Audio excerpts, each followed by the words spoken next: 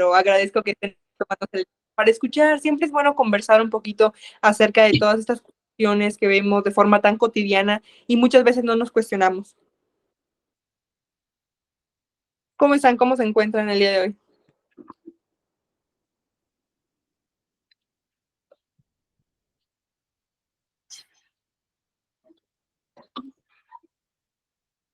Saludos, saludos desde Aguascalientes.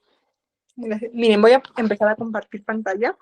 Les preparé una pequeña presentación el día de hoy para hablar un poco acerca justamente de esto, que es educación de calidad, que es algo que personalmente siento que es súper importante abordar desde todos los puntos de vista, porque cada persona, sabemos, tenemos un punto distinto de verlo, tenemos experiencias distintas. Justamente aquí, bueno, pude observar en el chat que decía que saludos de Aguascalientes. Ese es un principal, no problema, pero sí punto que podemos observar. En donde nos encontramos influye demasiado en la educación que recibimos. Eso también es importante considerar. Pueden ser que personas de Ciudad de México gocen con ciertas prioridades, derechos y demás en la educación, pero personas de otros lugares no. Eh, de nuevo, hoy vamos a hablar un poquito acerca del ODS número 4, que es la educación de calidad. Aquí es importante, no sé si ya lo habían retomado antes, no tuve la fortuna de poder entrar a ver los seminarios anteriores, pero justamente aquí hablaba de la Agenda 2030, ¿no? Vamos a remontarnos a qué es la Agenda 2030, la cual, como sabemos, fue aprobada por la Asamblea General de la ONU en su cumbre de desarrollo sostenible en 2015, la cual tuvo lugar del 25 al 27 de septiembre en Nueva York. Normalmente se reúnen en estas fechas para hablar de ciertos temas. Y aquí, ¿por qué surgió la Agenda 2030 o qué fue lo que los orilló a que esta iniciara, ¿no? Justamente es la necesidad de abordar todos estos desafíos que no solo enfrenta México en este caso, ni Latinoamérica, ni Europa, ni Asia, sino enfrentan la mayoría de países. Y pues esto no es solo la educación, ya lo habían visto, la falta de recursos, la desigualdad, el cambio climático que nos está afectando duramente, la degradación ambiental, la falta de desarrollo sostenible también. La Agenda 2030 entró en vigor oficialmente a partir del 1 de enero del 2016. Y aquí justamente hablan acerca de la educación de calidad. ¿Qué se busca con la educación de calidad? Se busca garantizar una educación inclusiva, equitativa y de calidad. Esto para poder promover las oportunidades durante el aprendizaje y no solo en una etapa determinada en donde las personas asisten a la escuela, que normalmente se tiene designada una edad, que tampoco debería de ser así. Cualquier persona en cualquier momento de su vida puede acceder o debería poder acceder a una educación, ya la haya tenido previamente, ¿no? Porque es un derecho para todos. Ok, si le voy a hablar un poquito acerca de México. No sé si alguno en algún momento tiene algún tipo de duda, son libres de alzar la mano para poder interrumpirme, para poder hacer la pregunta que les corresponda o para poder hacer alguna aportación. Antes de iniciar a hablar sobre educación principalmente en México, me gustaría saber si tenemos presente a alguna persona que no pertenezca a México. ¿Me harían el favor de alzar la mano, por favor?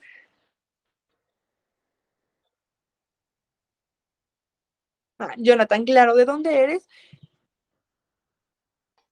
Hola, buenas tardes. Soy de Perú. De Perú. Oh, en de julio a enero me voy a Perú a estudiar. Entonces, espero con ansias conocer un poquito más. Igual si tienes alguna aportación acerca de Perú, me encantaría escucharla. Muchas gracias. Sí, sí, bienvenida sea en ese mes y aparte soy coordinador general acá en Perú, en Trujillo, de una asociación, de un colectivo, Activismo con Señas y Braille. Oh, perfecto, suena increíble y muchas gracias. Robinson, ¿de dónde nos ves? Bueno, ¿de dónde tenemos el gusto de platicar? De Colombia, Cartagena, Bolívar, Colombia. También tengo un conocido muy, muy, muy cercano de Colombia, justamente de Cartagena. Entonces tengo algún tipo de conocimiento de la Universidad de Cartagena. Hubo un tiempo que estuve estudiando, no tuve la oportunidad de ir a Colombia, pero sí estudiando con él. Entonces también tengo un poquito de conocimiento acerca de Colombia, específicamente Universidad de Cartagena, pero de igual forma, si tienes algún tipo de aportación, si tienen alguna duda, porque al principio voy a hablar sobre México, si tienen alguna duda, de verdad son más que bienvenidos. Muchas gracias. Noelia, ¿de dónde tenemos el gusto de platicar? Buenas tardes, yo soy de Misiones, Argentina, profesora de una escuela técnica y vicedirectora escolar. Ah, perfecto, perfecto. No tuve la fortuna ahí sí de estar en Argentina, pero tuve un tiempo una roomie argentina también, entonces no, ahí sí no tengo tanto conocimiento de Argentina. Nos puedes ayudar demasiado haciendo aportaciones. Sí, Muchas gracias, de verdad. gracias a vos. Inicialmente les voy a hablar un poquito acerca de la historia de México en la educación. Después nos vamos un poquito a platicar más de otros temas, pero inicialmente, ¿cómo comenzó este proceso de educación en México, no? Recordamos que, bueno, para los que no saben, les cuento que los españoles llegaron a nuestro país en 1520 y esto inició obviamente la conquista y posterior la evangelización, bueno, y todos estos temas. Pero aquí surge algo muy importante, porque a partir de 1523, los que fueron los franciscanos y los dominicos, asumieron ellos la responsabilidad de la educación. Esto era principalmente para la promoción de la religión católica, pero ellos hicieron varias cosas, como lo que fue aprender las lenguas indígenas y también elaborar gramáticas y vocabularios para empezar a ver una educación en el idioma. Okay, igual eran con fines religiosos, pero justamente podríamos conocer que esos son los primeros inicios de la educación en México. Sin embargo, sabemos que la educación no solamente es irte a sentar y agarrar un lápiz y empezar a escribir lo que, bueno, en ese momento no tanto así, lo que te dictan, o que tengas un maestro o demás, sino la educación se transmite de muchas formas y en muchas etapas de nuestra vida. Obviamente, antes de esto hubo otros indicios de educación, pero vamos a tomar esto como primera referencia, ¿ok? Brincándonos un poquito, en el año 1551, con el rey Carlos V, él ordenó la construcción de la Real y la Pontífica Universidad de México, la cual se inauguró el 25 de enero de 1552. Es decir, en ese año ya contábamos con una universidad. Obviamente no todas las personas tenían acceso, pero se va construyendo un poquito a poquito lo que nosotros tenemos la visión de la educación. Ya otro salto en el tiempo, que es en 1572, esto con la llegada de los jesuitas se establecieron las instituciones educativas, principalmente eran en las ciudades grandes, en donde se enseñaba de nuevo la religión, las costumbres y sobre todo los conocimientos europeos. No era como que les iban a enseñar qué sucedía en México, sino qué sucedía en la otra parte del mundo. No se preocupen, no todo lo que digo está en las diapositivas. Las diapositivas se las voy a compartir por el grupo. También tengo unos documentos en los cuales me estoy basando para la presentación. Se los puedo compartir sin ningún tipo de problema. ¿Sí? Yo dividí esto de la educación, de la historia de la educación, en varias etapas. Pasamos a la siguiente que considero, que es la educación en el México independiente. Con el surgimiento, como conocemos, de la conciencia de la identidad, de quiénes éramos, de la proclamación de independencia en 1814 y con la primera, claro, por supuesto, la Constitución de Patzingán. Esto es muy importante. Les habían mencionado al inicio, yo estudio Derecho, soy abogada, entonces creo que en toda la presentación se va a notar bastante que soy abogada porque siempre me inclino un poquito para pasarnos, ¿no? La fundamentación de la ley, de los artículos, de lo que tenemos para poder observar y decir, aquí dice esto y se tiene que hacer porque se tiene que hacer. Muchas gracias, Jonathan.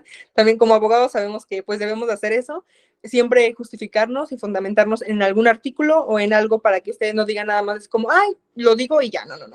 Eso empieza a ser importante en esta Constitución, en el artículo 39.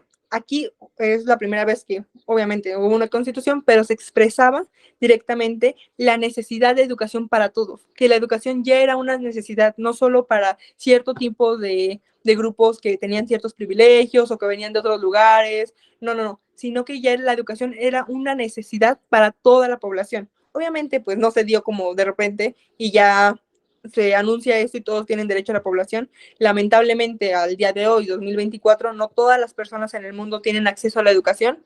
Les digo, son como escaleritas que tenemos que ir subiendo con varios retos, con varios propósitos, como que es la Agenda 2030, estrategias que nos lleven a una mejor convivencia, a una educación digna y de calidad para todas las personas y sobre todo accesible.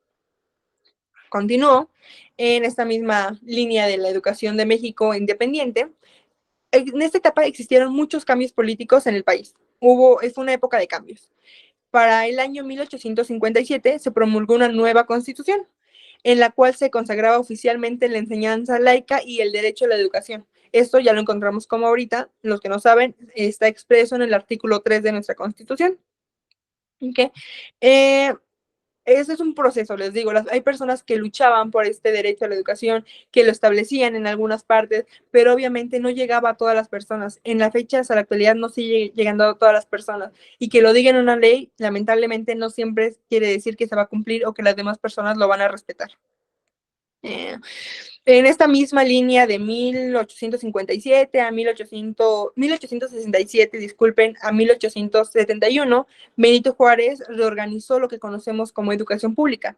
Esto liberándola de la influencia de la iglesia, que es importante separar esta parte, y adaptando los planes y programas educativos a las nuevas necesidades que iban surgiendo.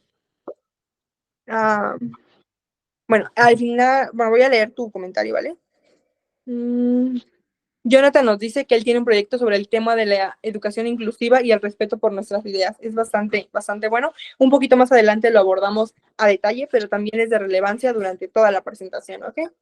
Bueno, les comentaba que Benito Juárez lo que hizo fue separar un poco la educación de la parte de la religión y adaptando como los nuevos planes y los nuevos programas educativos a las nuevas necesidades que iba surgiendo la nación, porque obviamente van evolucionando. Nosotros, constante cambio, todas las personas vamos sufriendo este cambio y conocemos que las cosas no se pueden quedar igual, tienen que ir avanzando conforme avanza la sociedad. Es lo que buscaban en la educación, que se adaptaran a los nuevos planes que iban surgiendo.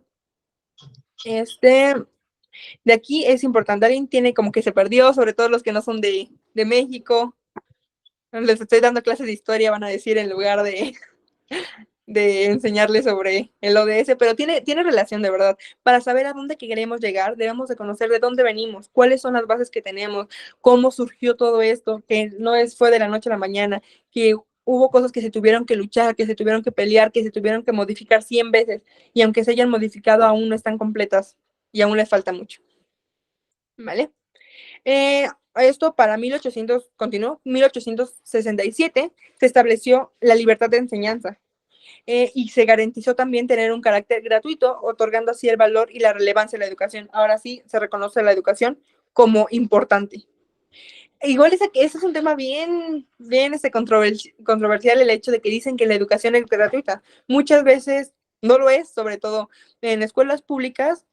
En algunos lugares, por decir, yo soy del Estado de México, soy foráneo en Ciudad de México por la escuela, pero en Estado de México, donde estudian mis primos, mis hermanos, yo veo, la escuela dice, es gratuita, pero, sin embargo, para el momento de inscribirte te piden un voucher que hayas pagado la cuota voluntaria. Y todos dicen como voluntariamente a fuerzas, porque si no lo entregas, no puedes inscribirte para el año escolar. Sin embargo, aquí es algo como cuestionable, ¿no? Porque dicen, si la educación es gratuita, ¿por qué sucede esto? La educación es gratuita, lo que no es gratuito es la institución, la escuela en sí, lo que es los salones, el pago de los intendentes y demás. La escuela tiene que sacar lamentablemente ese presupuesto de alguna u otra forma porque el gobierno no se da abasto con lo que llega a proporcionar. Aquí es un tema de controversia, les comentaba, porque pues entonces no es completamente gratis. Y aquí entraría entonces, ¿quién tiene la falla? ¿La Constitución o las escuelas que lo implementan, no? Es importante igual destacar que en este mismo año se fundó la Escuela Nacional de Preparatoria y esto es como un equivalente a la escuela secundaria aquí. Para las personas que son de otros países, aquí la educación en México es preescolar, que es kinder, como de los 4 a los 5 años, 6 casi. La escuela primaria se toma de los 6 años a los 12. La escuela secundaria son 3 años, de 12 a 15. La escuela preparatoria es más o menos de 15 a 18 y ya posterior se entra a la universidad. Entonces, en este año, 1867, se fundó la primera escuela nacional, la preparatoria nacional, pero no era como preparatoria en ese momento, sino era el equivalente a la secundaria en nuestros tiempos. damos un salto a la historia en otra etapa que considero importante, la cual es la historia de México, la historia de la educación en el México revolucionario y en la reorganización nacional. Aquí seguimos con el contexto histórico de México, nos vamos con que estaba bajo el liderazgo de Justo Sierra, precisamente es ese personaje el que funda la Secretaría de Educación Pública en México en 1905. Es relevante porque la Secretaría de Educación Pública obviamente es quien se encarga de esta función de la educación. Mi especialidad en Derecho es administrativo, veo todas estas cuestiones y como administrativa les puedo mencionar que es sin duda muy fundamental que exista una secretaría que esté encargada de la educación y también que existan sedes de obligaciones y de derechos a centros más pequeños porque no se puede hacer, igual aquí es algo importante, México se divide por estados, bueno, los que no son de México, se divide por estados y cada estado es autónomo, bueno, es autónomo, tiene su constitución propia, puede tomar ciertas decisiones, excepto las que expresan la constitución, que no puede tomar me parece, 117 las facultades de los estados, 118, algo así. Lo que obviamente lo que no tiene un rango de cosas que puede hacer por sí mismo, pero hay otras que tiene que pedir o solicitar el permiso o que se lo mande directamente por la Constitución, ¿no? Que es nuestra Constitución política general de los Estados Unidos mexicanos y después de estados. Eso es como esa división también es importante porque en otros países, por decir, yo que puedo hablar de Paraguay, no se tiene esto. Ellos están divididos por departamentos y es otro. Me parece igual que Colombia, Robinson, si no me equivoco, también está distribuida de esa forma, ¿verdad? Sí, es, así es. ¿Sí? Entonces, esto obviamente hace que sea distinta la forma de educación o la forma que puede llegar una información en diferentes departamentos en Colombia o en diferentes estados en México. Esto, les digo, el inicio de la Secretaría fue en 1905. Lo siguiente que siguió, que fue sumamente bueno para la educación, fue la creación, el establecimiento de la Universidad de México, que eso fue en 1910. Habían pasado muchos avances y el analfabetismo era pues obviamente un grito desesperado de la sociedad para que se volteara a ver en ese tema sensible de la educación, para que se tomaran cartas en el asunto y para que comenzaran nuevas estrategias para que a más personas les llegara la educación y no solo la educación, sino la educación de calidad. Aquí, después de la Revolución Mexicana, trajo consigo la promulgación de la Constitución de 1917. Es justamente en la que nos basamos, y esta garantiza la educación como un derecho oficial. Ahí ya se establece que la educación es un derecho oficial. Ya, finalmente, se reconoce mínimo la educación. Aquí otro personaje muy importante que podemos destacar es José Vasconcelos, que en 1920 implementó las reformas destacadas como las misiones culturales, esto para fomentar la educación en las áreas rurales. Es lo que les comentaba, no es lo mismo tener una educación en Ciudad de México que tenerla en Guanajuato, que tenerla en Sonora, que tenerla en Estado de México. Lamentablemente esta división política sí afecta mucho, sobre todo a las áreas rurales en donde no se puede acceder fácilmente a la educación, o lamentablemente la educación que está en las áreas rurales es muy mala. El año pasado tuve la oportunidad de ir a realizar una investigación en educación en la sierra de San Luis Potosí. Y justamente hay muchas universidades, muchas escuelas, bastantes.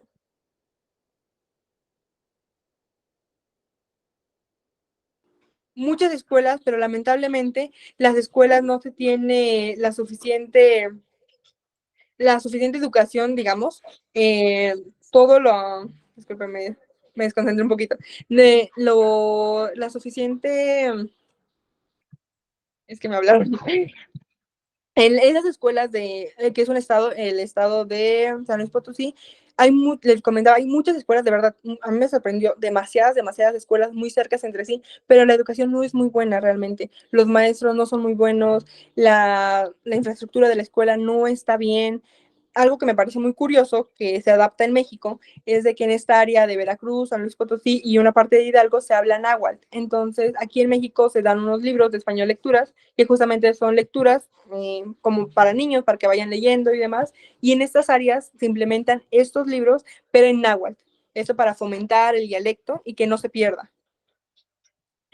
Siguiendo con esto mismo, en 1929, 19 años después, la Universidad Nacional se volvió autónoma, que ya la conocemos como la Universidad Autónoma, la Universidad Nacional Autónoma de México, que es una de nuestras más importantes universidades.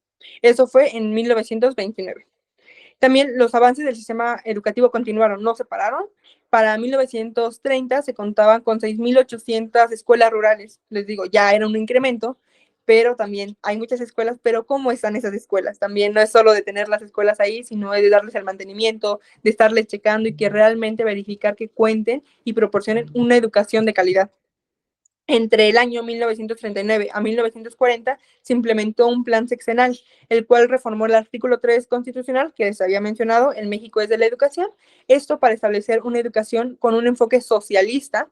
Esto fue durante la presidencia de Lázaro Cárdenas, con la presidencia de Lázaro Cárdenas ya en 1936 se fundó la Escuela Normal de México, que también es de suma importancia. Todas esas escuelas que se fundan, obviamente, ¿qué significa? No significa que hay una escuela más bonita ahí, sino que hay más personas que tienen las posibilidades de acceder a esas escuelas para tener la educación. Y en 1937 se fundó el Instituto Politécnico Nacional, que nosotros lo conocemos como el POLI.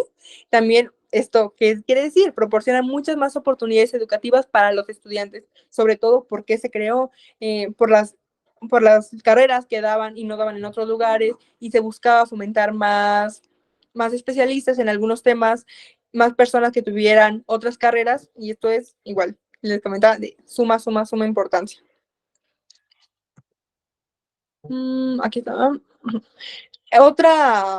Otra parte en la que dividí, me parece que ya es la última, y también es importante, es la historia de la educación en el México moderno. Cómo vivimos la educación hoy en día, ¿no? Desde el gobierno de Lázaro Cárdenas hasta la década de los 90, México experimentó más o menos una serie de cambios que fueron muy significativos. Esto fue en el sistema educativo. Durante todo este periodo se establecieron escuelas en áreas rurales, se utilizaron medios como la radio, la televisión, esto para combatir el analfabetismo, y se enfatizó muchísimo en la importancia de la unidad familiar y los valores morales de la educación, porque sabemos que eso también es un pilar importante y fundamental, completamente fundamental para la educación, no solo de un niño, sino de un adolescente, de una persona adulta y demás. Para el año 1942 se promulgó, les digo, yo soy abogada, la Ley Orgánica de la Educación, que buscaba unificar los contenidos curriculares. Eso para que sea más fácil el aprendizaje y también para los docentes. En 1947 se creó el Servicio Nacional de Trabajadores. Después hay un problemita con eso, pero en esa línea del tiempo fue importante en su momento, fue muy relevante. Durante 1958 comenzó un movimiento, el movimiento magistral. Estoy prendiendo. Otro salto en el tiempo, entre 1971 a 1980, aquí se crearon muchas instituciones educativas, como el Colegio de Ciencias y Humanidades, el Colegio de Bachilleres, y en la década de los 90 se implementaron más cambios, como la creación de la carrera magistral, la Ley General de la Educación en 1997, la introducción a las escuelas telesecundarias, que es igual muy importante en México, muchas personas van a esas escuelas, y el sistema EDUSAT. Eso fue en 1994. Aquí hubo un...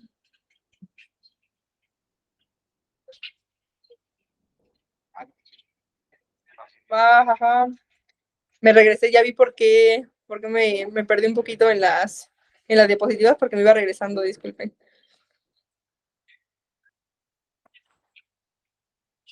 Aquí, con todo esto, ya conocemos cuáles fueron nuestros antecedentes en la educación en México, cómo iniciamos, cuáles son los primeros registros de educación que tenemos en México, cuáles son los artículos constitucionales que le dieron suma importancia y peso y consolidaron a la educación como un derecho dentro de México, así también como la creación de algunas leyes, de algunas escuelas, de algunos programas que hicieron que esta educación fuera avanzando. En la historia actual de México, sabemos que existieron ciertas reformas a la educación. Justamente en el sexenio del 2006 a 2012, que fue Felipe Calderón, se inició la globalización de la educación. Esto con una crianza de calidad por la educación entre el gobierno federal y el Sindicato Nacional de Trabajadores. En 2009 también se introdujo un enfoque de aprendizaje para las competencias y durante todo este periodo también se implementó una nueva reforma de educación. Esta principalmente establecía que la educación básica era obligatoria. Básica, nos referimos a preescolar, primaria, secundaria y media superior. Para las personas que no son de otros países, les había mencionado en un inicio cuáles son los años aproximados que una persona mexicana debe de tener para cursar estas distintas etapas de educación. Finalmente llegamos a 2012, en donde se pactó por México establecer directrices para una educación de mayor calidad y de mayor equidad, justamente. Uno de los últimos cambios muy significativos que tenemos dentro de nuestro país fue el 13 de marzo del 2017 con la introducción de un nuevo sistema educativo. Esto representó una reforma integral en el sistema educativo en México.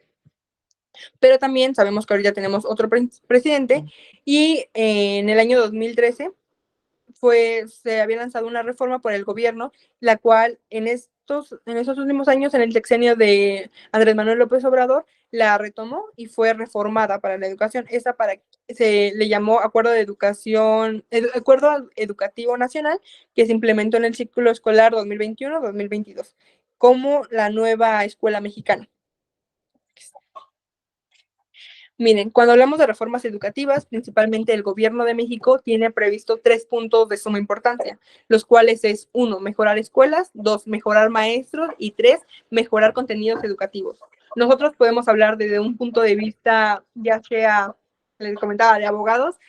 En mi caso particular, les comento, sí sé un poquito acerca de cómo funciona la educación en Colombia, en Argentina menos y en Paraguay.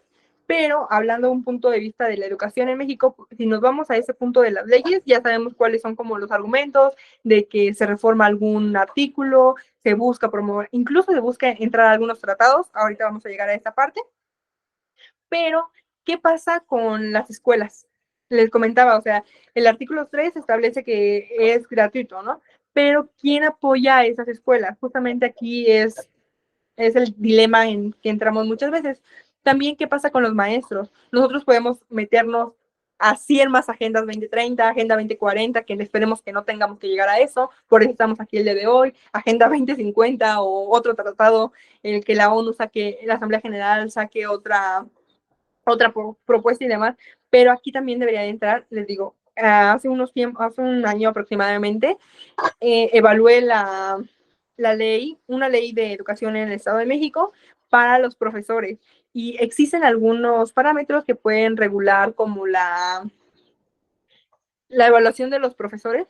Sin embargo, no es obligatorio, está ahí en su plataforma, pero quien quiere entra. No existe tanto esa regulación de los profesores para que se actualicen, para que tengan nuevos programas, porque también es difícil estar enfrente de un grupo de 30, 40 personas con habilidades distintas, intereses distintos y intentar que les presten atención. Les digo, me ha pasado, sobre todo que traumada en un caso de niños de quinto de primaria que no me prestaban atención para nada, y es difícil porque cada uno tiene una forma de enseñanza distinta, pero aquí está donde deberían de entrar mallas curriculares, las cuales abarquen todos esos temas y las habilidades y las preferencias de los niños y sobre todo su forma de aprendizaje para que se pueda enseñar de una mejor manera y transmitir este conocimiento. Y el punto número 3 de las metas de las reformas educativas en México es mejorar precisamente los contenidos educativos. Pero si nos metemos un poquito más a investigar qué es lo que realmente hacen y cómo los modifican y cómo los cambian, quizás seguimos deseando que el cambio no sea de esa forma y abarque un poquito más. Esto me parece que todos los que estamos el día de hoy presentes lo conocemos y lo tenemos tatuado en la mente, que la educación es un derecho humano, no es un privilegio. Si la educación es un derecho humano, ¿por qué se sigue tratando como privilegio? ¿Por qué seguimos sintiendo que las personas que tienen mayor acceso a la educación son privilegiadas y no es un derecho que tengan todas las personas? Les mencionaba, y de nuevo se lo repito, cómo es diferente la educación, hablando de México nada más, en diferentes estados, incluso en diferentes regiones de un mismo estado. No es la misma educación la que se proporciona, sin hablar en el mundo de todos los países que cuentan con las personas que no pueden asistir a la escuela. Me parece que son, si no me equivoco, 230 millones de personas las cuales no pueden tener un acceso a la educación.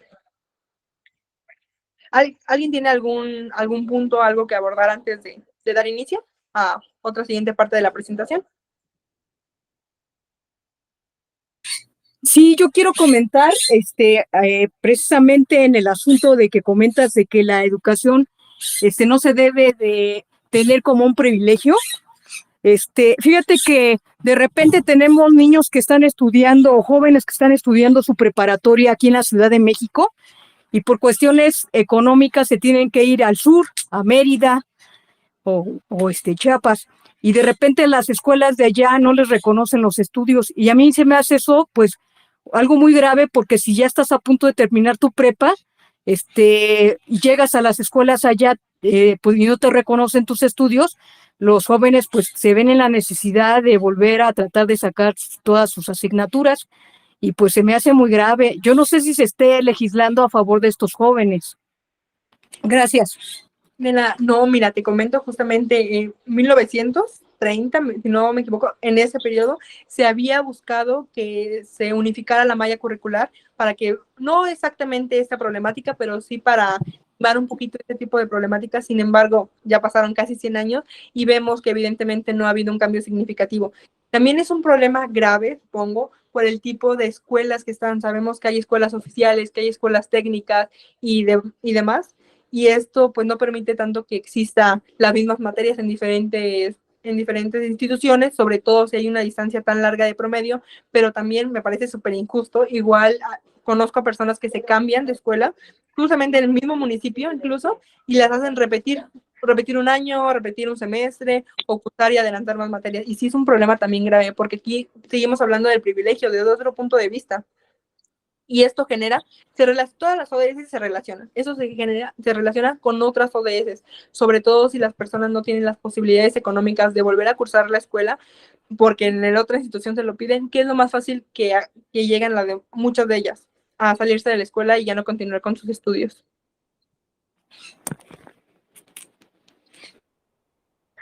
Yo no sé si haya una propuesta, o sea, yo creo que es importante implementar una propuesta en el Congreso, porque, por ejemplo, yo observo el sistema en Europa y puedes tú estudiar, no sé, en España y cambiarte a Alemania y ir, pues poco a poquito sacando tus asignaturas.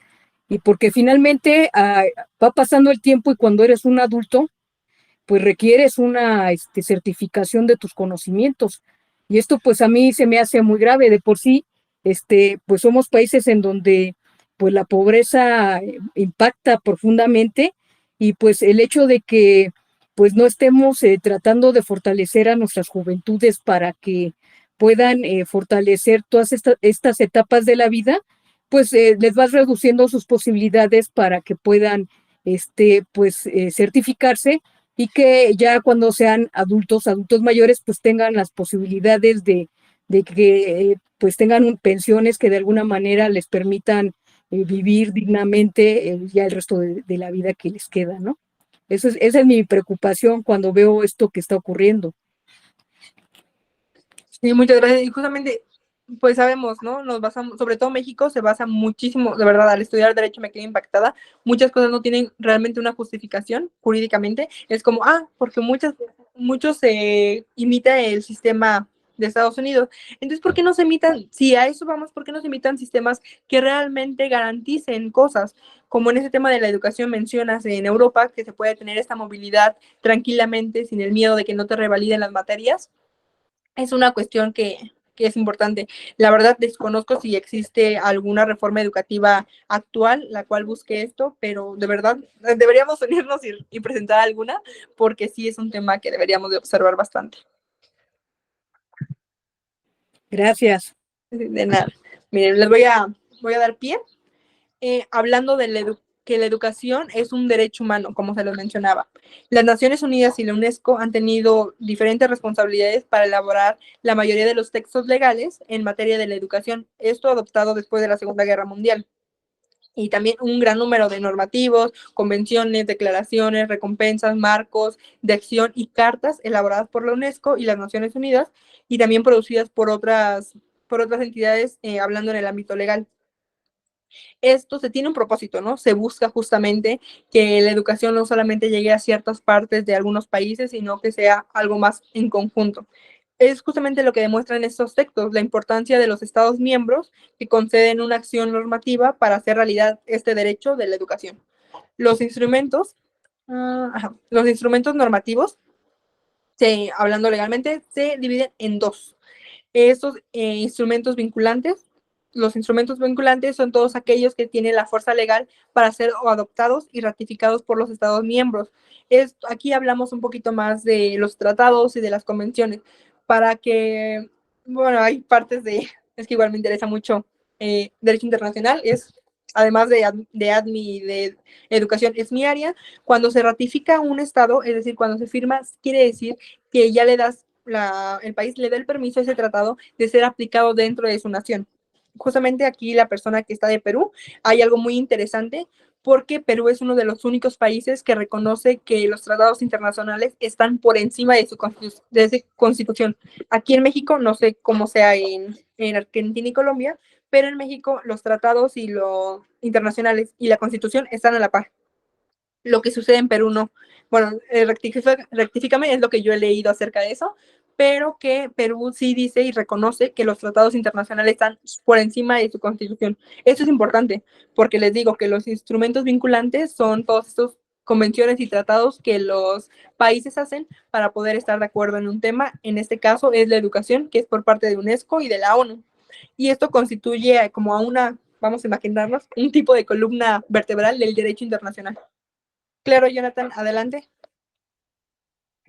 Claro, como tú mismo habías dicho, ¿no?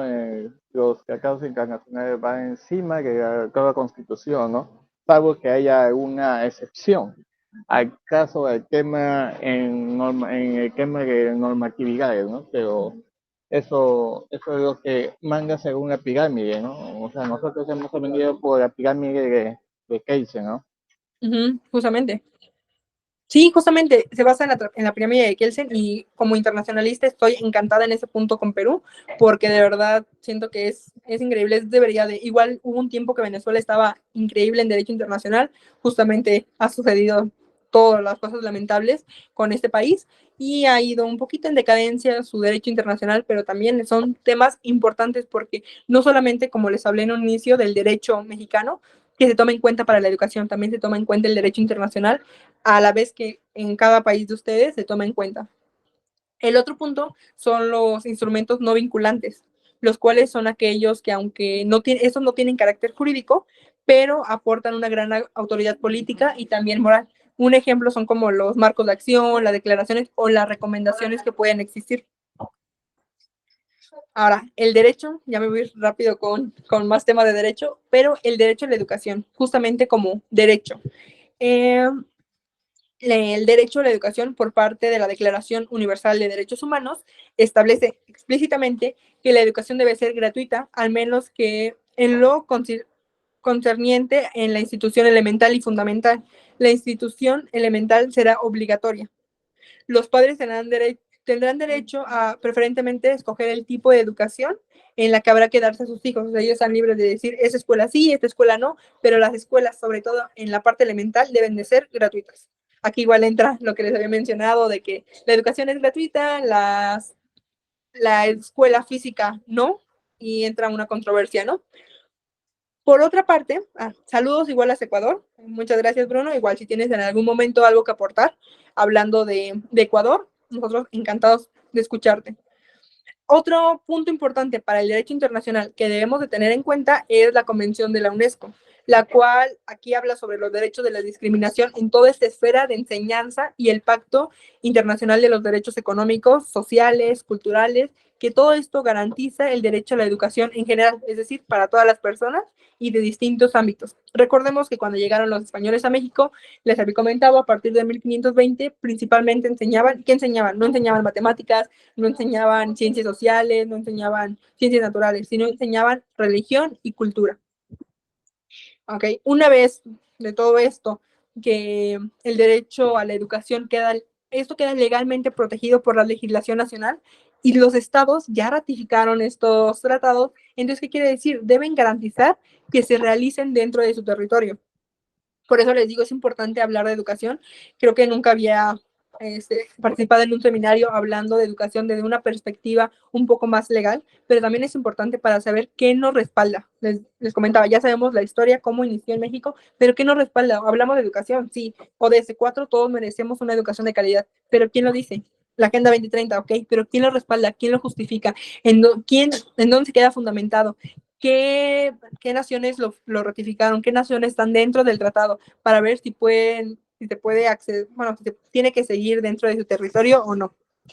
Esto es igual importante, porque les digo que cuando aquí se viola un derecho a la educación, los ciudadanos deben de reunirse, supuestamente, que muchos no lo realizamos, pero se deberían de reunir ante tribunales de justicia o los tribunales administrativos, como el Poder Judicial, las instituciones nacionales de derechos humanos o los defensores del pueblo. Esto para desempeñar un papel de suma importancia en la defensa del derecho de la educación como un derecho, que sea realmente que sea un derecho. Bueno, aquí tenemos a leer y al investigar un poquito que nos dicen que la educación debe ser de calidad, inclusiva y equitativa. Me gustaría que alcen la mano para complementar, les digo, en la información que nos proporcionan en libros, internet, de revistas, artículos, siempre mencionan estos 3 puntos, pero en mi parecer se quedan muy cortos con lo que realmente merece la educación de calidad y lo que engloba toda la definición de una educación de calidad. Me gustaría que alcen la mano y que me agreguen una cosita más que a ustedes les parezca importante que esté dentro de la educación de calidad. Claro, Antonio, adelante.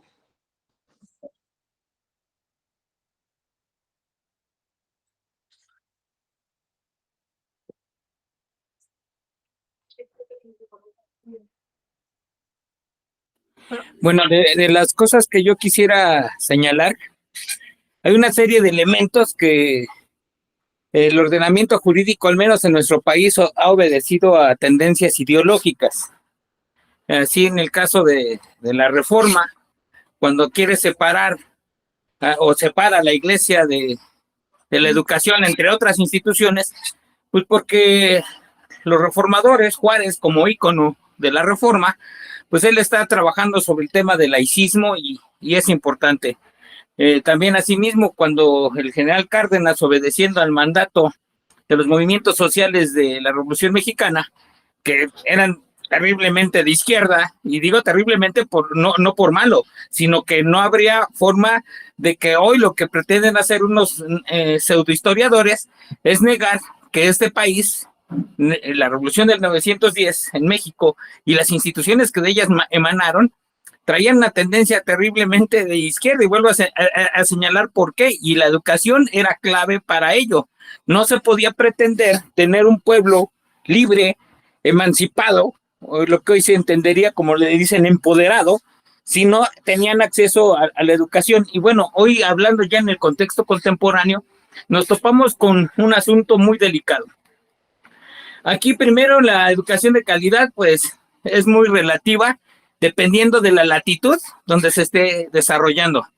No se tiene un trato igualitario, incluso el abandono por parte del gobierno, y aquí hablo de cualquier gobierno, cuando menos los últimos 4, que ha faltado el recurso para la infraestructura y mantenimiento de las escuelas, razón por la cual se piden las cuotas voluntarias de los papás, pero realmente el abandono en la parte presupuestaria para sostener los edificios, en cosas tan sencillas como luz y impermeabilización, pintura, mantenimiento de las bancas, no están dentro de los programas ni federales ni estatales. Y ya no hablo del municipio, porque el municipio no tiene más que las partidas presupuestales que se le asignan y que no están contempladas estos conceptos. Entonces, desde ahí empezamos con detalles. Y luego ya más grave, hablar de calidad, y aquí sí es una crítica clara a nuestro gobierno actual, cuando quita cualquier sistema de evaluación. Ya el concepto de eficiencia terminal, que es un cáncer en cualquier nivel de educación que se haga, que tengo que procurar tener la mayor cantidad de pasantes o de gente que se gradúa, sin ver el nivel que realmente acrediten estos pasantes. Hoy tenemos un montón de gente a lo mejor con títulos, pero con la menor idea de lo que está haciendo en su área de especialidad.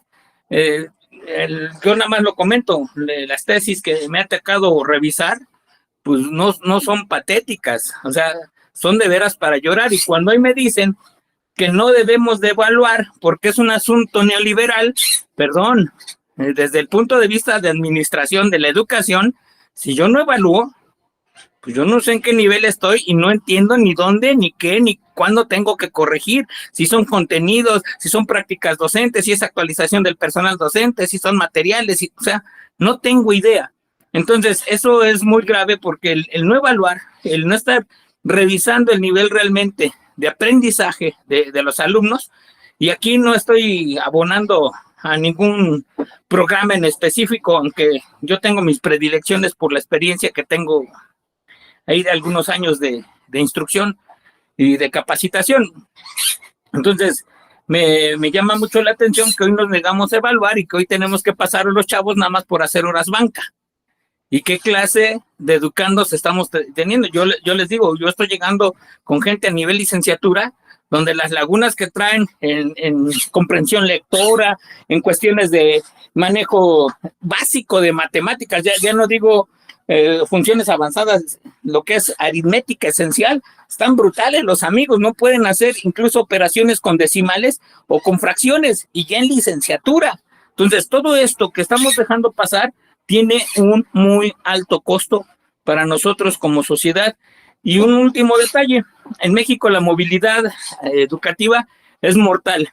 Si yo terminé la preparatoria en la Ciudad de México, aunque la haya hecho en una preparatoria de la UNAM, que es nuestra máxima casa de estudios, y me muevo hacia cualquier estado, tengo que volver a hacer la prepa porque no me reconocen los estudios, no me los revalidan, y entonces otra vez los chamacos, si se tuvieron que mover por las razones laborales de sus padres, razones de violencia o lo que sea, pues se cortan los procesos. Yo nada más era lo que quería señalar, que me parece peligroso cuando hacemos cambios sin observar el contexto en que se está trabajando, y tristemente que a veces las decisiones del gobierno son las menos acertadas y los padres de familia no están involucrados. Gracias.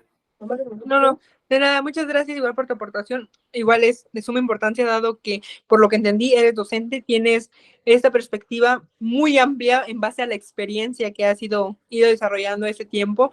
Y sumamente, sí, también volvemos al mismo problema respecto a la movilidad. Es un tema que se debería de tomar completamente como un foco para solucionarlo o intentar solucionarlo. Muchas gracias. Jonathan, adelante. Sí, gracias, Naomi. Lo que había, un poco acotando lo que había dicho el compañero del país de México, y buena disertación, está bien claro lo que había establecido en su opinión, que es muy penoso, muy importante que también se pueda hacer allá en su país de una manera así algún crítico frío, una crítica fría para que, aunque sea, puedan reaccionar sus autoridades. Igualmente pasa en nuestro país, algo parecido en mi país de Perú, ¿no? Y por ahí unos compatriotas que están conectados también pueden dar la razón en cuanto a la parte de las autoridades mismos que plagian por no decir nombres, que han autoridades que ahorita tienen un cargo en la municipalidad, en los gobiernos regionales, acá en mi país, y que, por ejemplo, con las investigaciones que se hacen, no han hecho, en vez de ingeniero, no es ingeniero, porque no ha presentado una buena tesis o ha plagiado de otra tesis, ¿no? Y así no se está formando o estableciendo una buena educación para los chicos, para los jóvenes, ¿no? Pero quiero enfatizar para terminar mi punto de vista, Naomi, el tema de la educación inclusiva. Que habla de que yo soy parte de un colectivo en temas de inclusión de personas con discapacidad. Acá en mi país también falta ese tema y mucho, o sea, sí se toman en cuenta algunas cositas de enseñanza, de lengua de señas, y eso está bien, pero lo que falta también y lo que he visto en algunos compañeros, amistades de otros países que comentan, un compatriota tuyo, un mexicano, visto por Instagram, tengo su Instagram, y justamente él manifiesta en su Facebook, coloca fotografías que en otros países, por ejemplo en Italia, hay una montaña que está cerca, o sea, tú subes y arriba y hay como unas barandas, ¿no? Para que tú veas el paisaje, que sostengas. Pero en esas barandas hay como puntitos en braille, ¿no? Y en esos puntitos, como es grande el paisaje, es que está escrito toda la historia del paisaje que tú estás viendo, pero en braille. O sea, para las personas que no tienen tienen una discapacidad visible, ¿no?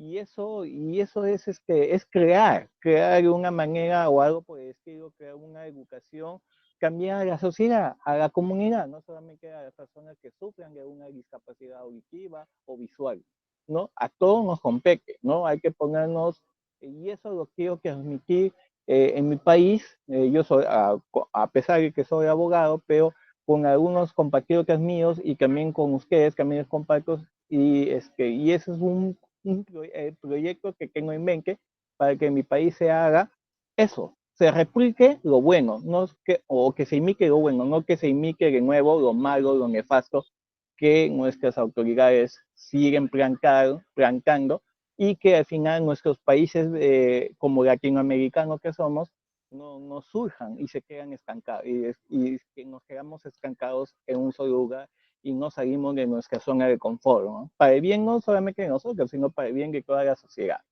¿no? Eso es lo que quería compartir, Naomi. Gracias. Muchas gracias por tu aportación. Igual es interesante, ¿no? Porque muchas veces, bueno, a mí me pasó, decíamos, como la educación en México es súper, ahorita voy a abordar ese punto, decía, la educación en México es súper mala, ¿no? Esto, el otro.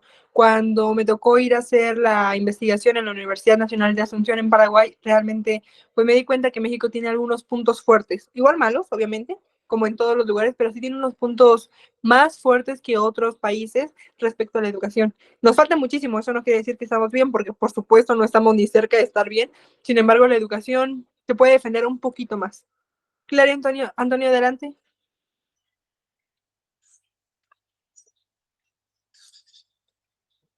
Bueno, no sé si ibas a comentar algo, se te quedó como la mano arriba. A través del chat. Saludos a Jorge que está con nosotros desde Panamá. También me faltó leer a Bruno que nos saluda desde la provincia de Santa Elena en Ecuador. Igual ustedes que son justamente de otros países, abordar un poquito ese tema de cómo se lleva y cómo se desarrolla a cabo la educación de la educación en general en sus países, siento que es de suma importancia. Jonathan, ¿crees que al final de la reunión puedas quedarte un tantito para resolverme algunas dudas de Perú en específico, por favor? Sí, claro, con mucho gusto. Muchas gracias. Bueno, me parece que Antonio ya no iba a comentar porque creo que se le quedó la mano arriba. De no ser así, doy pie a lo siguiente, ¿vale? Les comentaba, esos son los 3 puntos que encontramos por todas partes, que la educación debe ser de calidad, inclusiva y equitativa. Puede ser que sea en algunas partes, pero ¿hasta qué punto? Realmente, y no solo en México, sino igual en sus países, ¿hasta qué punto se toma la educación? Aquí, ¿cómo se puede garantizar una educación equitativa y de calidad? Claro, Robinson, adelante.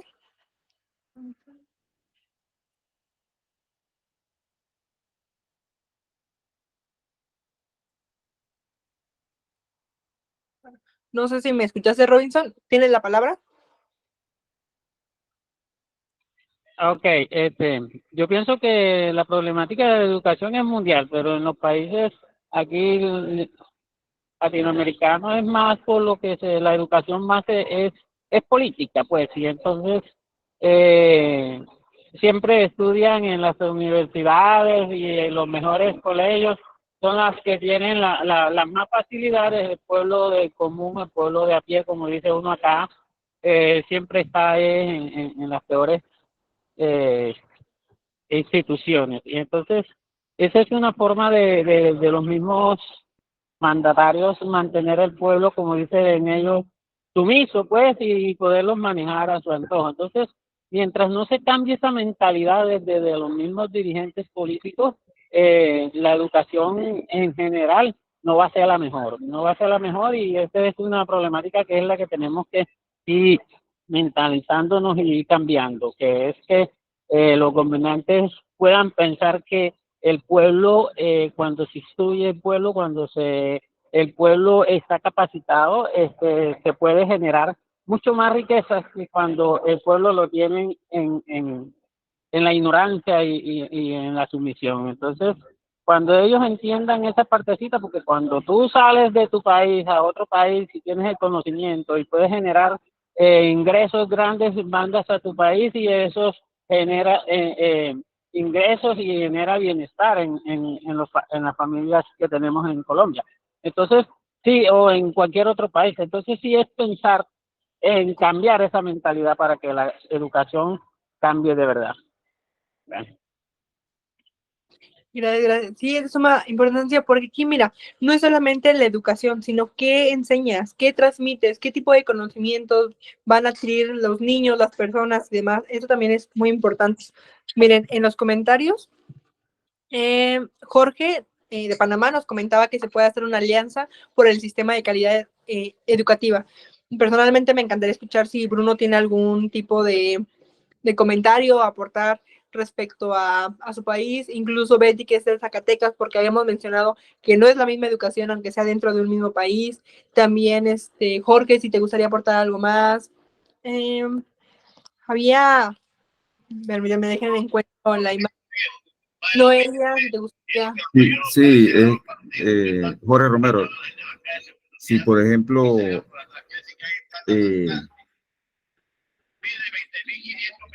para que todos enrumbáramos el mismo camino y que tuviéramos como una fortaleza en lo que es la calidad educativa, ¿no?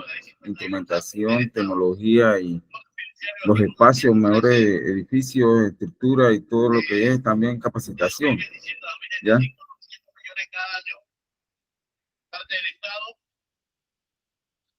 Sí, también. Marti, adelante.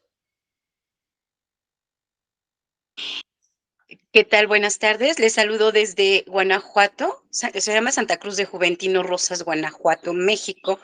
Es muy interesante todo lo que escuchamos acerca de la educación, pero veo más importante que todos tengamos la conciencia, y para abrir la conciencia en la educación es importante estar con la educación inicial, porque, por ejemplo, aquí en México consideramos hasta que entren a un preescolar, primaria, secundaria, etcétera.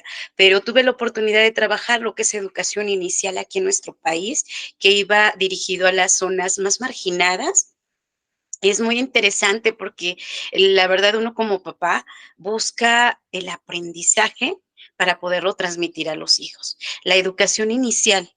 Muchos papás no tienen escuela, pero sí tienen amor.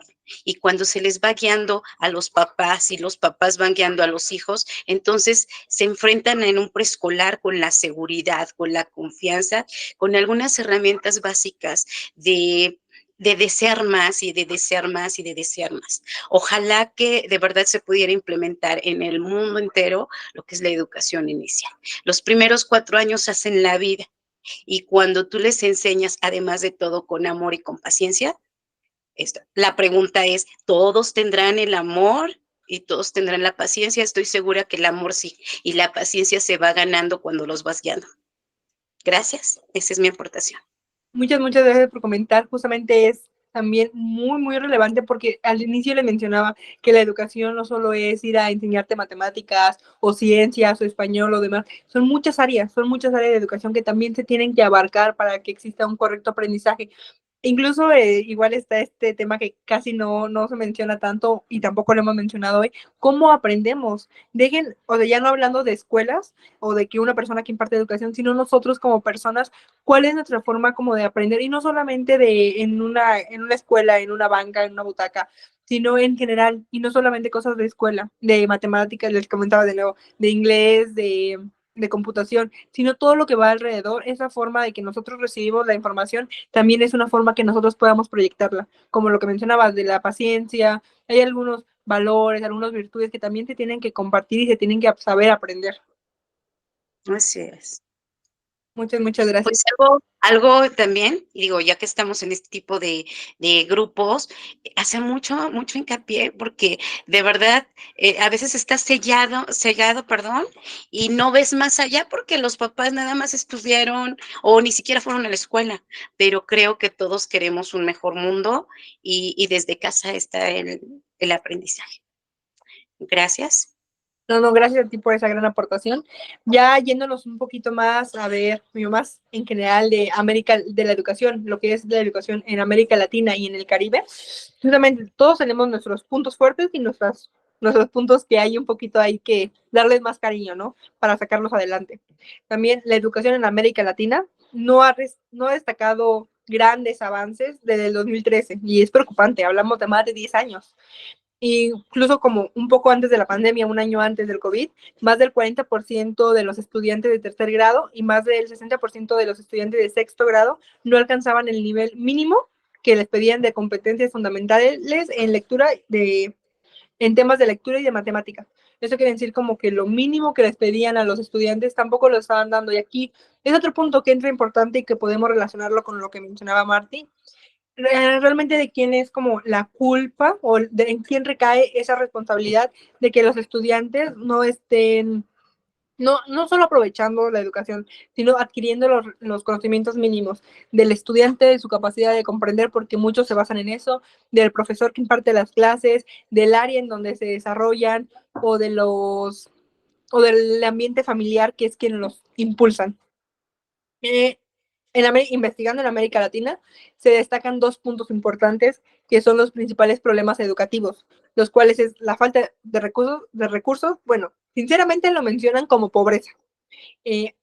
Personalmente no me gusta utilizar ese término, lo intento modificar un poquito. Falta de recursos, un poquito menos agresivo suena. Y también la exclusión. Esto aquí no lo abordamos tanto, pero también es importante un poquito pensar y reflexionar acerca de que no solo hay personas que sufren de esta exclusión por discapacidades físicas, sino también por discapacidades mentales, incluso los problemas mentales afectan en el momento de que alguien va a la escuela o intenta relacionarse, o porque se relaciona con las personas o porque no se relaciona con las personas. Pueden sonar un poquito aspectos secundarios, pero realmente influyen mucho en la educación que se va a recibir. Encontrando un ranking en América Latina, se evaluaron, si no mal recuerdo, 87 países, de los cuales en América Latina tiene el primer puesto con el nivel de mejor educación, Chile. El segundo quedó en el puesto 35 de los 80 y algo. En este punto de América Latina quedó en primero. En segundo lugar está Uruguay, pero se desliza hasta la posición 53. Y en tercer lugar está México, en la posición 57. Había encontrado algunos otros, que igual incluían Costa Rica, me parece, y no recuerdo en otro, pero eran diferentes, variaban mucho, me basé en este. Aquí hay que reflexionar, hay que decir, me parece que no hay nadie de Chile, podríamos decir, la educación en Chile es buena. Yo igual he escuchado que la educación en Chile es muy buena, pero ok, es muy buena, y cuando lo vemos en el ranking general, a nivel global, está en el puesto número 37, es decir, que hay 36 países adelante de ellos que tienen, pues, no mejores oportunidades, pero sí quizá un mejor sistema educativo, ¿no? Aquí justamente les mencionaba, les voy a regresar un poquito, hablando de los instrumentos normativos, los instrumentos vinculantes y no vinculantes. Los vinculantes eran aquellos de tratados, de convenciones, y los no vinculantes pueden ser las recomendaciones, justamente. Eso quiere decir que Chile tiene 36 países hacia arriba en el ranking que puede voltear a ver o a pedir incluso recomendaciones para su sistema educativo. México tiene 56 puestos arriba de él, Uruguay tiene 52. Igual esa parte de cooperación internacional es importante, no solo en niveles judicial o en niveles de comercio, sino también en estos puntos de educación. No está mal ver así como, es como en la escuela, ¿no? Un compañero que quizá tenía un apunte mejor que tú en clase porque escribe más rápido, ok, le puedo tomar foto a tu apunte, o me puedes pasar tal cosa, o mira, yo anoté esta pregunta, o algo así. Siento que podríamos tomarlo como un tipo de metáfora al relacionarlo con la cooperación internacional de los países en base a la educación en América Latina. Fue muy interesante encontré esta gráfica de América Latina y el Caribe, abarca 16 países, que proporción de mujeres en el total de personas que estuvieron graduadas en la educación, en área de tecnología de la educación, comunicaciones e ingeniería nada más. Es el último dato destacable, pero miren, les voy a acercar un poquito más para que puedan observar. Este es de ingeniería y el otro es el área de tecnologías de información. Realmente, pues, va un avance, ¿no? Hay personas con, digamos, graduadas y demás, pero tampoco es una gráfica muy alta, ¿no? A nosotros hablar de educación, ay, no solo es graduarse por graduarse, habían mencionado lo de las tesis, que es de suma importancia. Yo estoy próxima a graduarme y todo este estrés universitario que se puede observar, incluso hasta muy muy metafóricamente sentir nosotros entregamos, yo estudio en la Universidad Autónoma Metropolitana en Ciudad de México. Incluso a nosotros nos piden tesina, pero es así como, ay, ya es la tesina y yo no quiero hacer y me faltan 2 décimas para poder graduarme por promedio y lo voy a intentar. Y es como, pues quizá no es tan difícil, o a lo mejor porque yo ya he hecho investigaciones antes, no es tan difícil, puede llegar hasta ser divertido, involucrarte un rato, investigar realmente en algo que te apasione, en algo que le ves un futuro, fundamentarlo muchísimo, porque no solo te va a servir para graduarte en ese momento, te va a servir para tener el conocimiento en tu vida. Igual considero como estudiante, lo puedo decir, los profesores que estén o los graduados o igual otros estudiantes pueden dar su punto de vista. Muchas veces como estudiantes tenemos este punto de, ok, voy a hacer esta guía porque me va a dar un punto, o voy a estudiar para ese examen porque quiero pasar el examen. No es como, ok, quiero estudiar para ese examen porque quizá esto es muy importante, ¿no? Por decir, yo tengo teoría del acto y contrato, ayer tuve un examen y era como, voy a estudiar porque porque tengo que pasar un examen, o voy a estudiar porque ese es conocimiento fundamental, no solo para el área en donde yo me quiero dedicar, sino para la vida cotidiana, porque entiendes muchas cosas que estaban ahí presentes y no las observabas porque quizá no te detenías a analizar un poquito más acerca de esto y no podías observar que estaba en continuo desarrollo todos los días y incluso tú de alguna u otra forma te involucras en lo mismo. Bueno, aquí les tengo, ya para ir cerrando un poco la sesión, creo que nos pasamos del tiempo. ¿Ustedes cuál es la opinión que tienen de la educación respecto a su país? ¿Ustedes qué piensan de la educación en su país? Dejo la lista abierta por quien guste levantar la mano y empezar a hacer las aportaciones.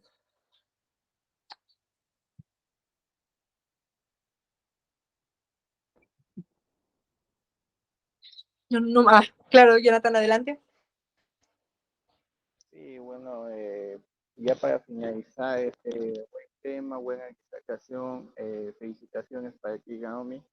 Es interesante poder conocer estos puntos importantes en el que corresponden mayormente a la hora de ese cuarto, ¿no? En mi opinión, final para la educación en mi país es que falta desarrollar un poco más. Sabemos que en nuestro país, en mi país, la educación todavía no está en los primeros puestos, como lo habían mencionado de los países como que tienen, bueno, que están puntuando, pero que están por debajo de los otros países que sobrepasan de ellos, ¿no? Con respecto para no salirme de renglón o de tema, sí, a mi país sí le falta punto mucho porque desarrollar, mucho porque unirse entre las comisiones, comitivas, APAFAS, los gobiernos, sobre todo, que muchas veces indican, sí, el deporte va a permitir para eliminar tantos inseguridades, tanta delincuencia y para pues, promover la educación, ¿no? Pero al final y al cabo pasan algunos meses, algunos años y no se hace, o si se desarrollase algo positivo en mi país en tema educativo, no se hace un 100%, ¿no? Se hace a medida 20, 30, por ahí un 40%. y eso es lo que mayormente falta, poder inmiscuirnos, desarrollar juntos, que también la sociedad social, la sociedad civil, ¿no? Todos juntos debe existir una participación activa, ¿no? Una participación activa. Sabemos que hay inseguridad, hay matanza, hay delincuencia, eso lo sabemos, ¿no? Pero también si no hay una buena educación en nuestro país, ¿cómo queremos de que nuestros hijos, nuestros sobrinos, nuestros nietos, se puedan desarrollarse o desenvolverse, ¿no? O eliminar, erradicar por ahí la delincuencia, ¿no? O el abuso hacia la mujer, que también existe, ¿no? No podemos tapar el sol con el dedo, ¿no? Y es así, ¿no? Y lo que sí es mayormente en el tema de educación inclusiva, ¿no? Enfatizo eso porque hay una necesidad muy, muy importante y por el cual se debe de sobrellevar y se debe de desarrollar cada vez más, ¿no? Y eso es lo que quería dar mi opinión en ahora. Gracias. Y muchas gracias. Es que igual desde el punto de vista que lo vemos es muy importante.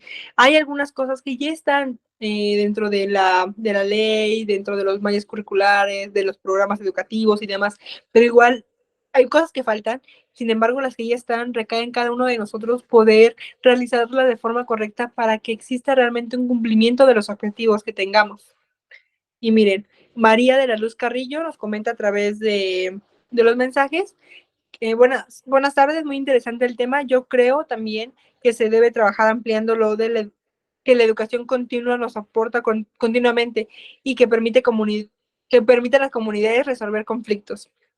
También es de suma importancia. La educación es muy amplia y la podemos ver desde varios puntos y podemos ir aportando varias cosas. Sin embargo, siempre tenemos que estar como muy, muy atentos y en constante aprendizaje. Muchas gracias. Robinson, adelante.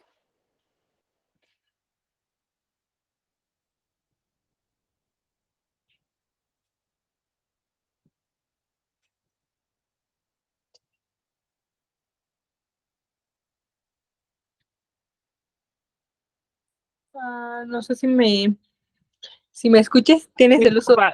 Que tenía el micrófono cerrado. No te preocupes. Yo pienso que bueno, en el país todavía necesitamos mucho para la excelencia, como dice el otro, en programas y en leyes y todo está muy bien. El problema es cómo se aplican esos programas y cómo se ejecutan para que sean eficientes, para que sean efectivos en la población estudiantil.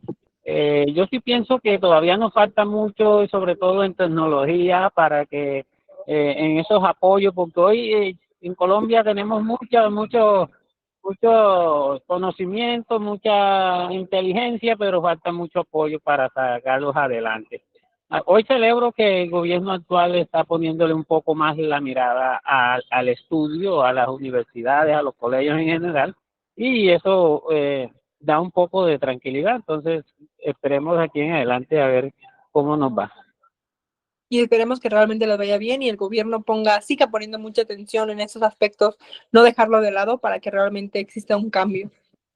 Miren, ya la última pregunta que tenemos antes de cerrar el día de hoy es: ¿tu país necesita cambios en el sistema educativo? Creo que aquí todos colectivamente opinamos que sí, pero si alguna otra persona nos gustaría compartir qué cambios en específico considera que su sistema educativo necesita, la escuchamos muy atentos.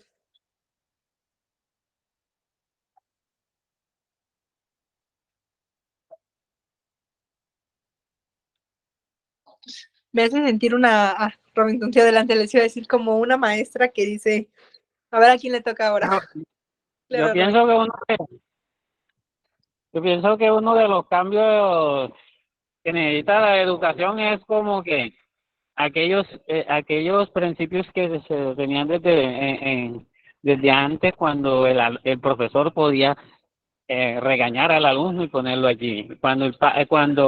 Cuando los padres tenían la autoridad sobre los hijos, porque hoy ya se la quitaron, ya hoy es la ley Entonces ya tú no puedes ajustar al hijo porque el hijo te dice, bueno, te demando y el que va preso eres tú. Ya, o sea, ya le quitaron la autoridad a los padres de familia para dársela una ley que sinceramente no la aplica o no va a estar vigilante de aquellos niños. Entonces sí, un cambio porque yo reconozco que yo tuve, mis padres me regañaban, me corregían de una manera bien sana y con autoridad y nunca me perjudicó. Entonces hoy ese cambio sí nos está perjudicando.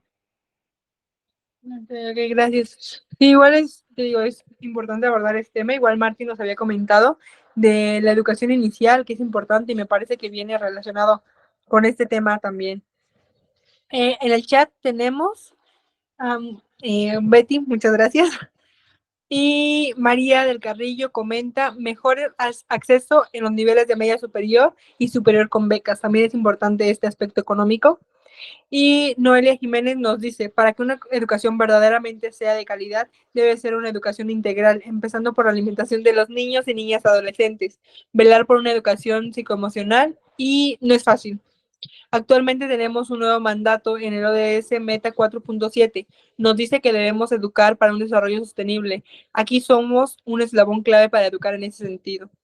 Claro, ese compartir información no solo los niños, sino hacia cualquier punto y realmente tener como la atención en todos los aspectos, porque aquí igual va muy relacionado la educación se relaciona con todo, va relacionado con el sistema de con salud, por decir, un niño que está enfermo puede asistir a la escuela, hablamos, no sé, desde dolor de cabeza constantes, alguna infección en el estómago, infección en la garganta, o simplemente una enfermedad ya un poco más avanzada y demás, pueda asistir a la escuela y sobre todo que no sea diagnosticada y tratada correctamente.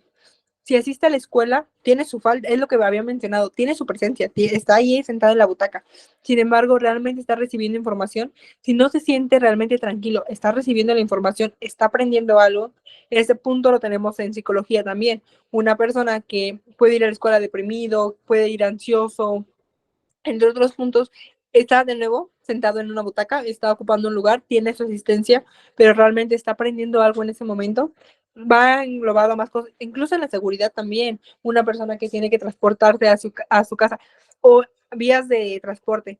En un transporte incómodo, era lo que en la investigación de Paraguay era lo que resultaba y destacaba la maestra, que las carreteras estaban en muy mal estado, los transportes no eran muy eficientes, además de que hacía mucho calor, en específico ese horario era en la tarde, entonces todos esos factores influían considerablemente al desempeño del estudiante una vez llegando a la escuela. Jonathan, claro, adelante.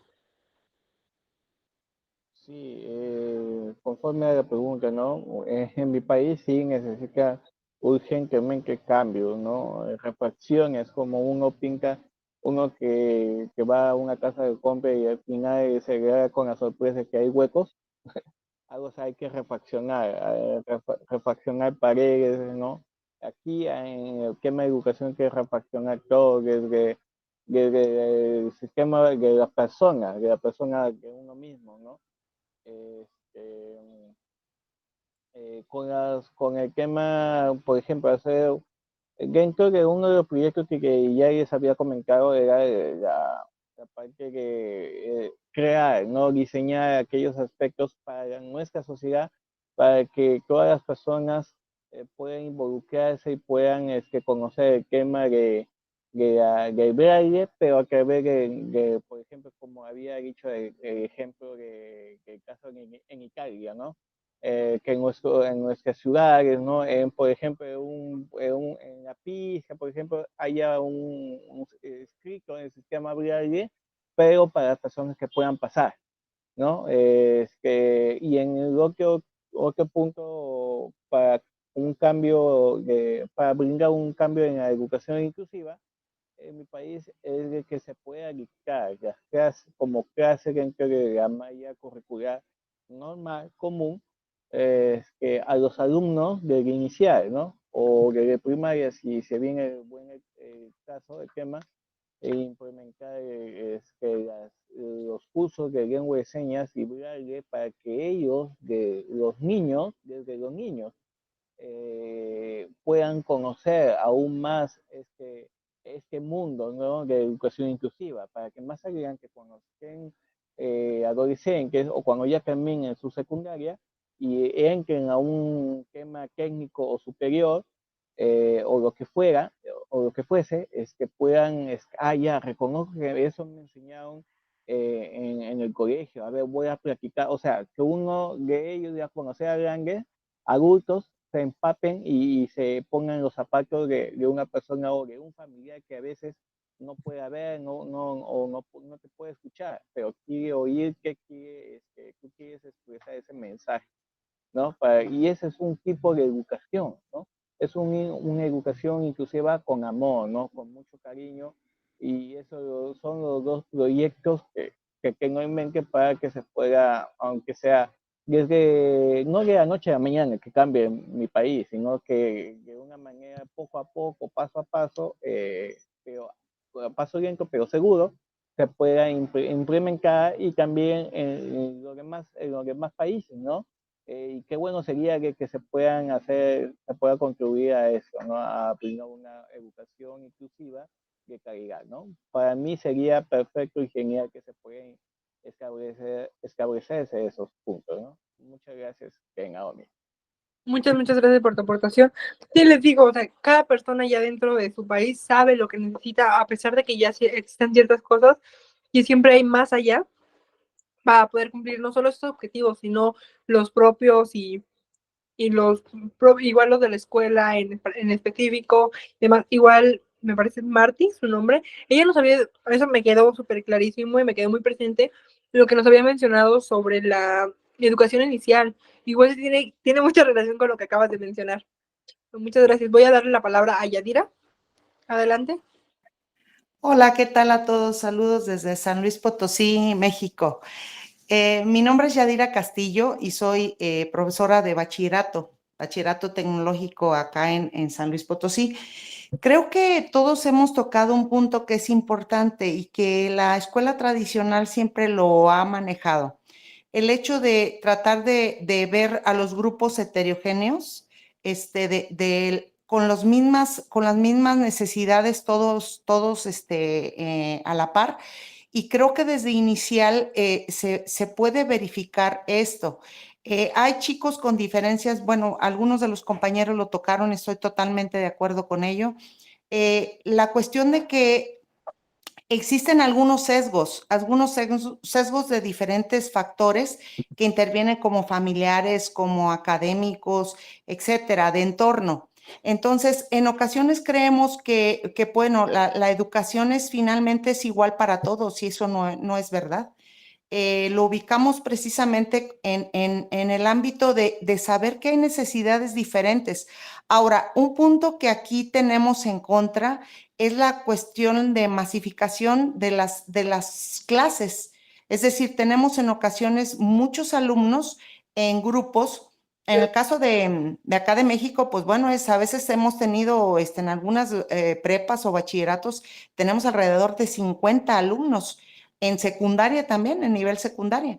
Entonces, creo que esta masificación sería uno de los puntos importantes que debería de revalidarse, ¿no?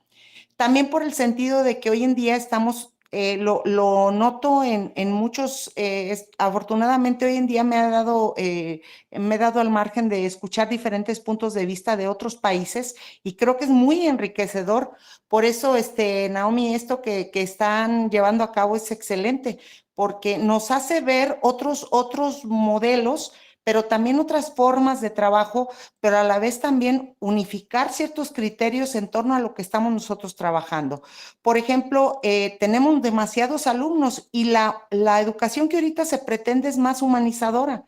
Sin embargo, con esto, pues, no puede darse la atención a tantos alumnos. Entonces, creo yo que, bueno, en primer lugar, ya replanteando para finalizar mi participación, considero que es importante la cuestión de ubicar las necesidades específicas de los diferentes alumnos que tenemos. Con ello también, pues, está la cuestión de detectar algunos alumnos que necesitan de una educación especial, porque en ocasiones, pues, no lo sabemos, ¿verdad? De primera mano no lo sabemos.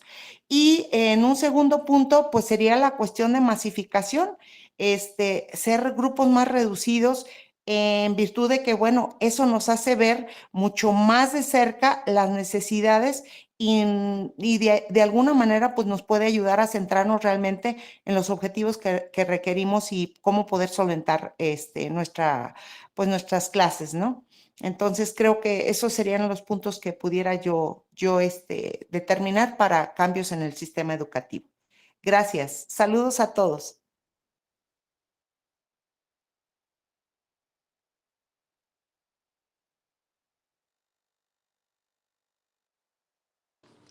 Muchas gracias por tu aportación. Sobre todo es increíble también tener este punto de vista de los docentes que nos pueden abrir un poquito más el panorama, porque muchas veces como estudiantes nos quedamos en un punto y tenemos que llevarlo un poquito más allá, ¿no? Miren, a través del chat nos comenta Denise Díaz, excelente tema y participaciones. Denise Díaz Vázquez de Jalapa, Veracruz, directora de la Asociación Civil Crea Innova Educa. Continuamos con estas alianzas para fortalecer iniciativas y, en mi caso, para poder implementar programas atendiendo las necesidades identificadas de diferentes países, como en este caso.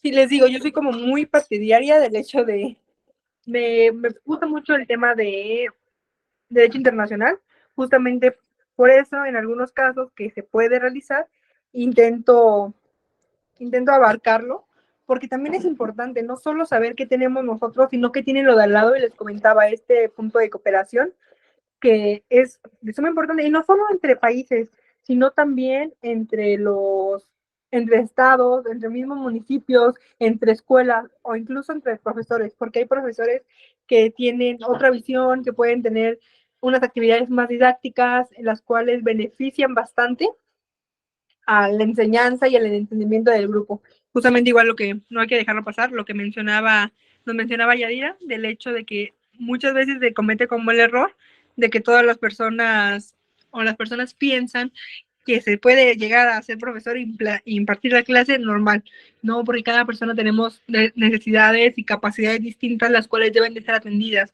y lamentablemente por cuestiones de espacios y de los salones que están bastante llenos, no se pueden llegar a realizar de una manera correcta o de una manera que podría llegar a facilitar el entendimiento en general de toda la clase. ¿Alguien más le gustaría aportar algo?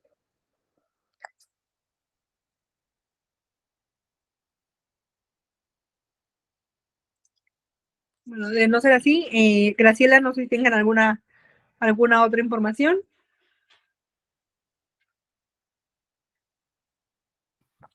Ok, bueno, si ya no hay ninguna otra participación, nuevamente muchísimas gracias a nuestras asistentes. Recuerden seguirnos igual si nuestra ponente desea poner el dato de contacto para, en dado caso, algún correo, por si llegan a tener alguna duda, pues dirigirse a ella, y vamos a proseguir a la entrega de reconocimiento.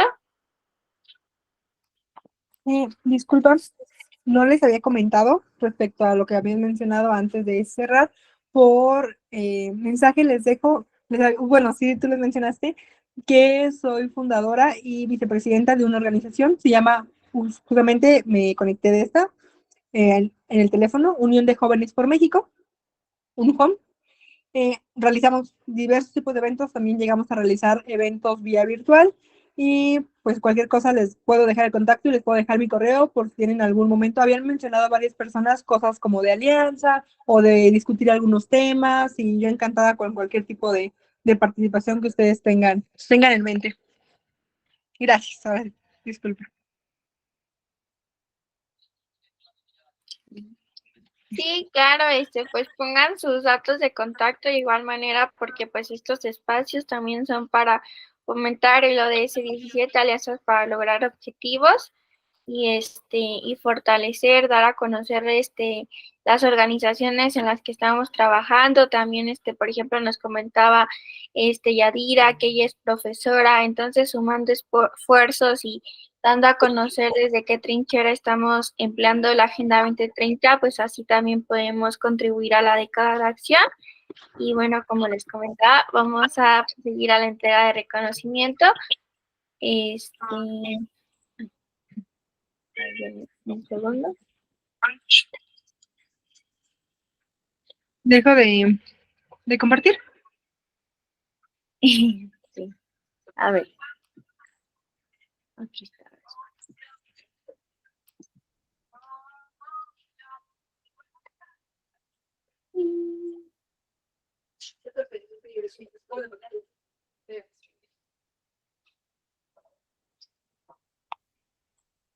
Y bueno, me indican si ya se ve en, ¿cómo se dice? En la pantalla. Biodes.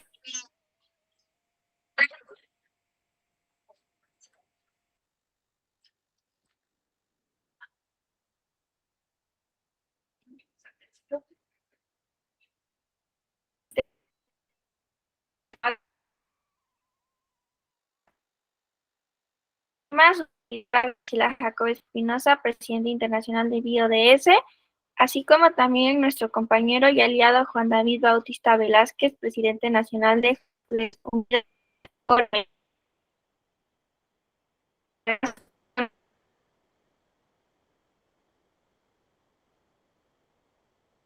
los asistentes por su participación y su puntual asistencia. Sin nada más, les damos la palabra a nuestra ponente por si desea cerrar con el mensaje.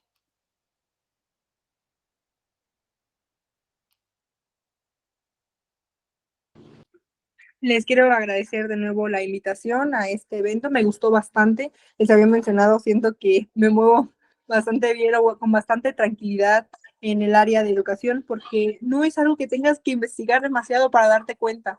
Basta con ser alumno, con tener un compañero que haya sido alumno, con ser profesor o con en algún cosa significativa para darte cuenta que realmente en esta parte falta bastante.